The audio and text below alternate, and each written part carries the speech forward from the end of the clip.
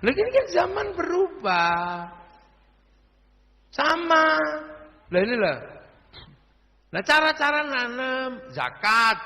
Ya zakat mulai dibicarakan. Makanan pokoknya orang Semende bukan lagi gandum, bukan kurma. Lah zakatnya pakai apa? Zakatnya pakai beras, zakatnya pakai jagung. Orang Oku Timur, jagung, beras.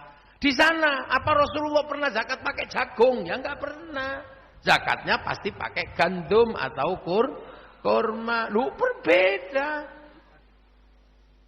Puasa, nah termasuk puasa. Puasa ini karena berlaku di sini harus dibedakan dan dipisah-pisah.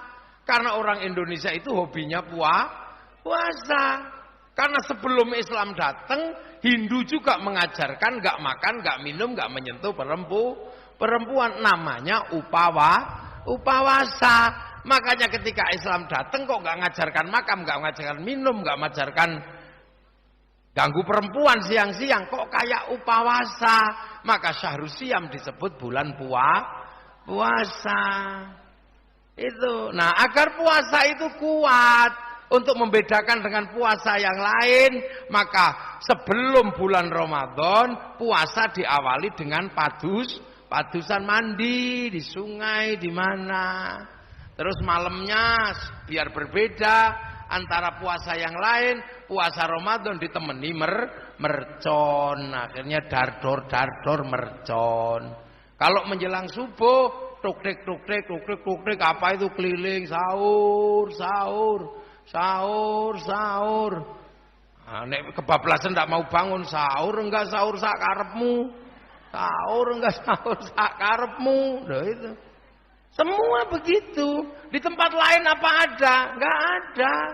Terus kemudian agar puasa ini menjadi semangat ghirah tersendiri, maka kemudian ditemani dengan mudik. Nah, salah satu teman puasa itu adalah halal. Ini teman puasa. Itu makanya puasa di Indonesia itu nyenangkan. Karena apa? Temennya banyak. Nah, salah satunya yang hari ini kita adakan ini adalah halal halal. Halal itu juga hanya ada di Indonesia. Halal itu hanya ada di Indonesia, tempat lain nggak ada.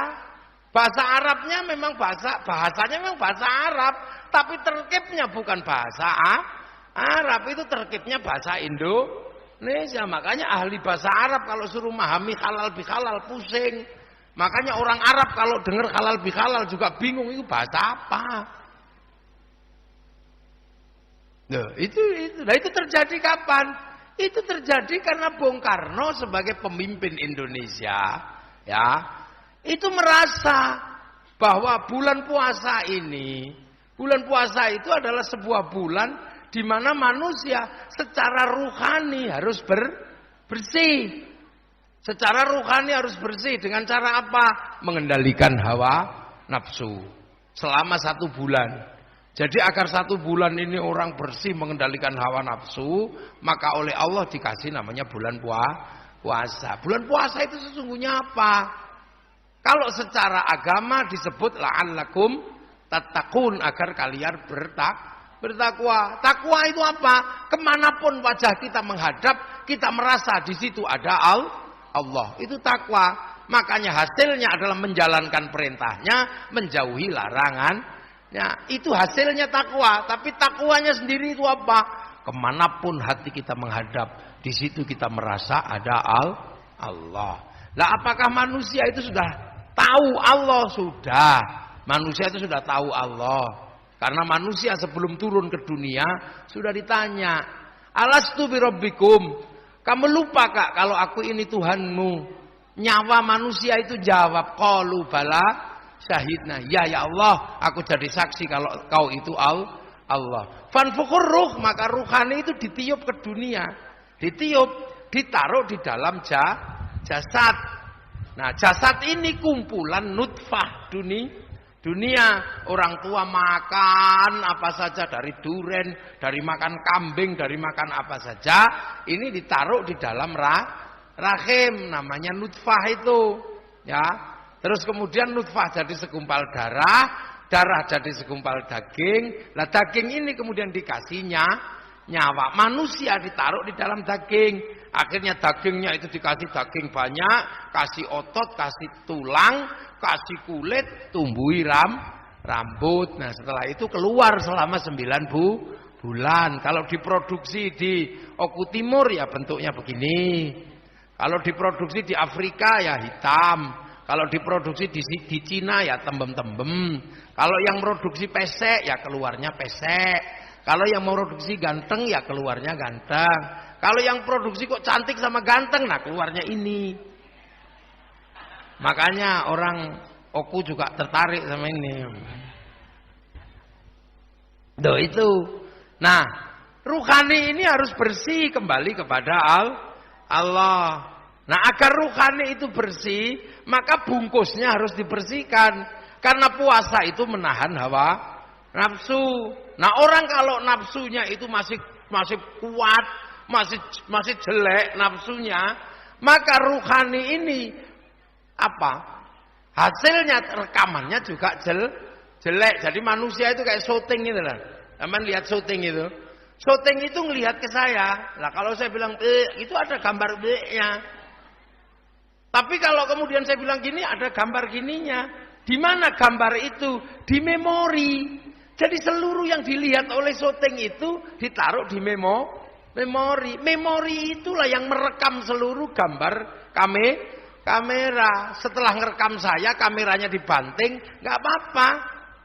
Banting aja, yang penting memorinya masih ada. Kalau memorinya masih ada, rekamannya masih. Nah manusia juga sama, manusia punya nyawa. Rekamannya jasad itu apapun, itu disimpan di nyawa. Tangan melakukan kejelekan, rekamannya ada. Mata lihat orang mandi, rekamannya ada. Makanya kalau bisa, rekamannya jangan jelek.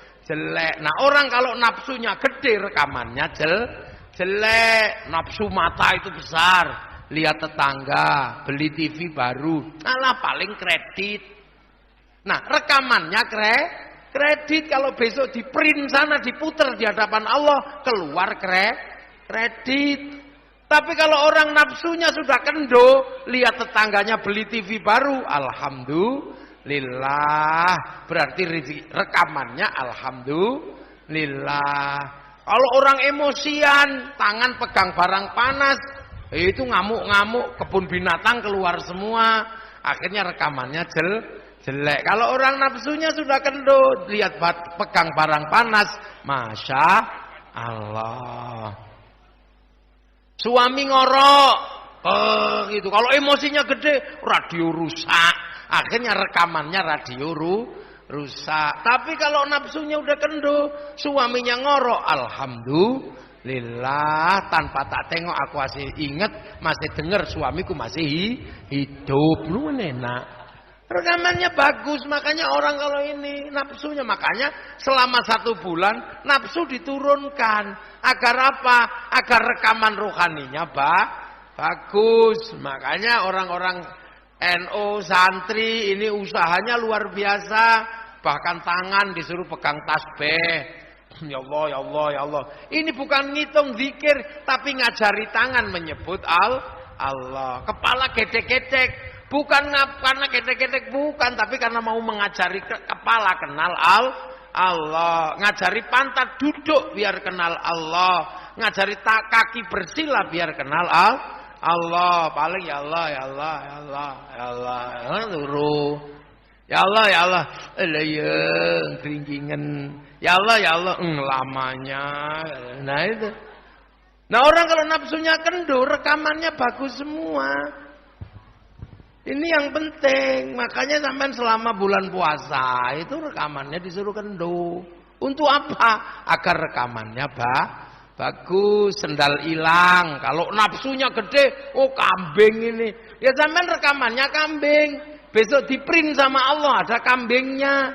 Kambing dipanggil, "Beng, kenapa kamu ada di dalam hatinya orang ini?" "Iya ya Allah, aku gak terima sama orang itu, aku difitnah sama dia. Masa aku dituduh nyuri sendal sama dia?" Padahal seumur-umur kan gak ada ceritanya kambing nyuri sendal. Tapi kalau nafsunya kendo, sendalnya hilang, alhamdulillah, masya Allah. Siapa yang nggak punya sendal sampai butuh sodakoh saya? Loh, akhirnya sampean pangkatnya itu nanti nggak bisa bohong itu rekaman itu. Makanya orang kalau nafsunya kendo, bahkan lihat ayam naik masjid, alhamdulillah. Begitu ayam naik masjid, Kiai Afandi, alhamdulillah. Ada ayam kok naik masjid, pinternya. Kapan nelek, begitu jerot, alhamdulillah. Santriku bisa praktek toharoh, membersihkan telek ayam dari atas masjid. Duh, bahkan ayam naik ke masjid itu masih bisa melihat jamalullah, keindahan Allah. Itu loh, makanya sampean diajari itu biar rekamannya bagus. Sewaktu-waktu nyawa diambil kembali oleh Allah, rekamannya bagus. Cuman masalahnya setelah ruhaninya itu bagus, karena jasmani ini yang memberikan gambar yang bagus, rekaman yang bagus, sementara jasmani ini dunia, sangkutannya banyak. Maka dalam pandangan Bung Karno, ini harus dibuat jasadnya juga bersih, ruhaninya juga bersih. Sementara jasad ini tanggungannya, sangkutannya banyak. Makanya harus dimintakan maaf. Karena jasad itu, orang bagus sholatnya, itu jasadnya juga karena tidak berdiri sendiri. Maka harus terlibat semua. Bulan puasa itu buka sahurnya pakai makanan. Lah karena jasad ini urusannya makan, maka makan itu urusannya orang banyak. Maka Allahumma barik lana. Siapa yang nanem berbeda, siapa yang bikin bumbu berbeda, siapa yang bikin garam juga berbeda, siapa yang bikin cobek juga berbeda lah. Jangan sampai kita makan bersih batinnya, sangkutannya ini tidak bersih, tetangganya. Karena jasad ini berhubungan dengan orang banyak. Saya misalnya sholat, saya ngajarkan sholat.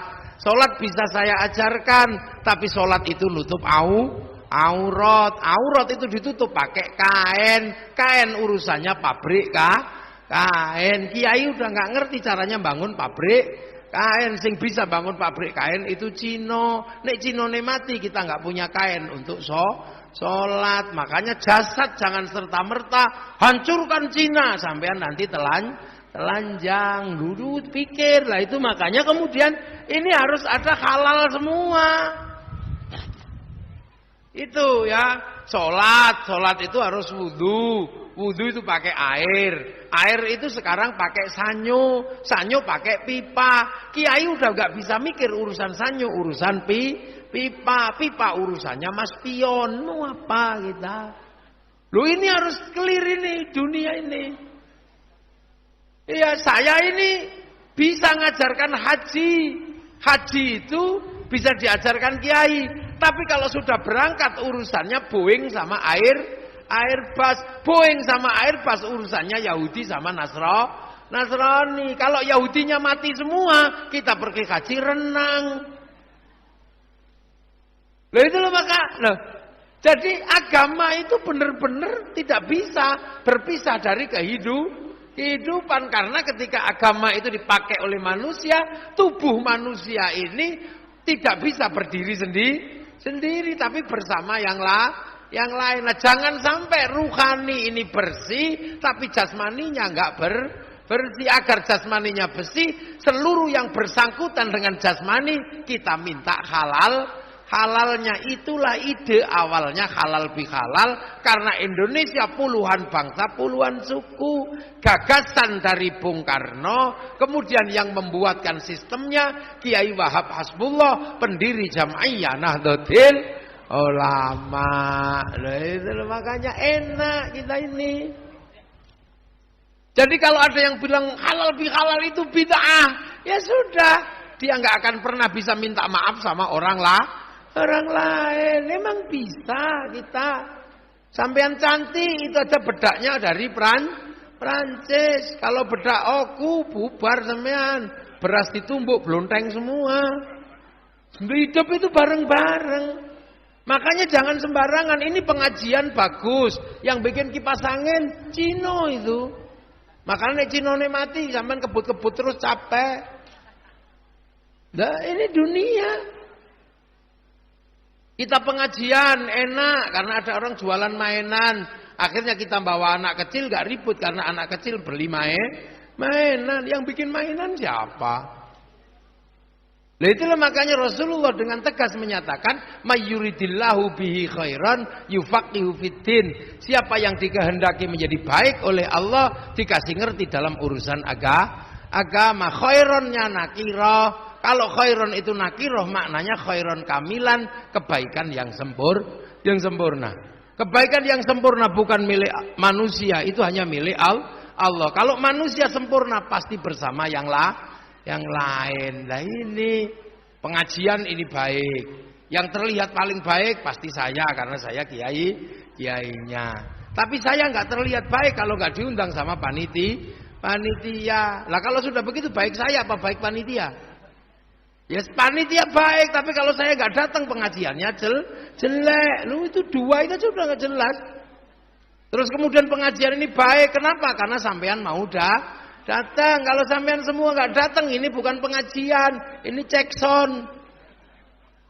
Nah pengajian ini jadi baik juga semua karena ada yang masang tenda. Biasanya yang masang tenda ini sholatnya juga nggak terlalu rajin. Loh ya kan? Loh itu baik itu nggak berdiri sendiri. Makanya kalau kita baik itu jangan merasa paling baik karena tubuh ini dunia. Dunia itu berasal dari kun. Kun itu berasal dari kana. Kana itu wa akhwatuha, temannya banyak. Loh, makanya halal bihalal itu sungguhnya adalah untuk membersihkan jasma. Ini dari sangkutan dunia di mana kita hidup tidak bisa berdiri sendiri. Loh, itu makanya jangan sok-sokan. Sampean makan enak itu karena ada garam. Apa orang Oku Timur punya pabrik garam? Enggak punya. Yang bikin garam orang Jawa di pesisir sana. Pas diantar ke sini, sampean tahu sopirnya nggak mampir di warung remeng-remeng, nggak tahu. Pas waktu bikin garam apa nggak kemungkinan dikencingi, diuyui, makanya deket bahasanya siji uyah, siji uyo. Hidup itu begitu. Nah inilah di Indonesia dibikinkan sistem, akhirnya namanya halal halal agar halal semua karena hidup itu nggak bisa berdiri sendiri. Loh kok tiba-tiba ada yang mengatakan itu bid'ah? Itu artinya sampean akan dipisah dari kehidupan bersama dan saatnya pada titik tertentu sampean akan dibikin hidup sendiri. Lah kalau sudah seperti itu kacau kehidupan bersama, bangsanya juga hancur, tidak ada kedamaian, tidak ada apapun di situ selain kekacauan. Nah kalau sudah kacau, manusia rusak, agama juga rusak. Makanya wahadzal baladil amin itu lebih dulu daripada laqad khalaqnal insana fi ahsani taqwim. Manusia yang baik, tsumma radadnahu asfala safilin illal ladzina amanu wa amilus shalihat, kecuali orang yang beriman dan berkelakuan baik. Manusia yang baik, agama dan kelakuan yang baik, dua-duanya akan hilang kalau tidak ada keamanan bangsa dan negara, tidak ada baladil amin. Maka baladil amin urusan TNI, Polri, wakil bupati, urusan bupati, jaga itu. Kalau itu hilang, manusia yang baik, perang juga akan rusak, agama yang baik juga rusak. Maka jangan sekali-sekali sampean olok-olok TNI, Polri, karena mereka lah yang punya tugas untuk menjaga keamanan bangsa dan negara. Sampean enak bisa sholat Jumat, TNI Polri berjaga agar sampean aman sholat Jumat. Sampean bisa sholat Idul Fitri, TNI Polri jaga. Polisi-polisi Saudi jaga orang sholat. Apa mereka nggak kepingin sholat? Ya pengen, tapi mereka jaga keamanan manusia, jaga keamanan bangsa dan negara. Loh inilah. Saling berhubungan dunia itu begitu.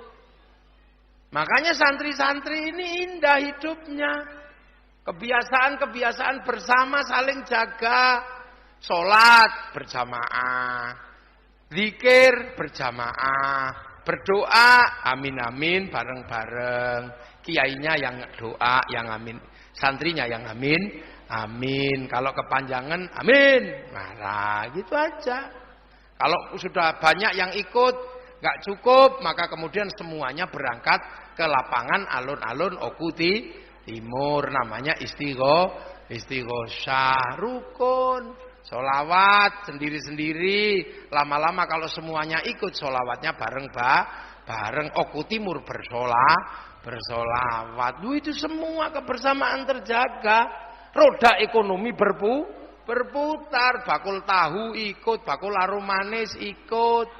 Kemudian kita menyadari bahwa ada yang nanem Islam itu, yang nanem itu para wali, para ulama. Makanya kita ziarah kuburnya para alim, para ulama, para wali. Akhirnya di mana guru kita bersemayam kita tengok. Akhirnya dimanapun tanah guru kita bersemayam, kita mencintai tanah itu. Akhirnya semua tanah kita cintai karena guru kita bersemayam di mana-mana.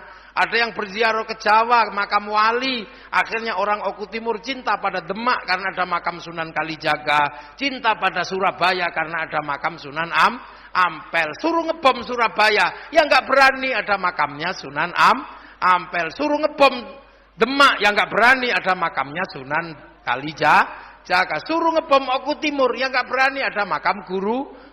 Di mana guru-guru bersemayam yang diziarahi akan melahirkan rasa cinta terhadap tanah-tanah itu. Ketika semua berkumpul, maka akan lahir rasa cinta pada bangsa dan negara, cinta tanah air. Itulah maka kemudian hubbul waton minal iman. Tuh. Ini saling terkait, makanya Pak Wakil Bupati jangan khawatir, nggak akan tumbuh teroris dari santri seperti ini. Karena cinta pada tanah air, tanah gurunya. Makanya sudah saatnya kalau mau bangsa itu bagus, pemerintah jangan lupakan para muslimat, para santri yang setiap hari ikut bersama menjaga keamanan bangsa dan negara. Ada anggaran, keluarkan. Makanya demi negaranya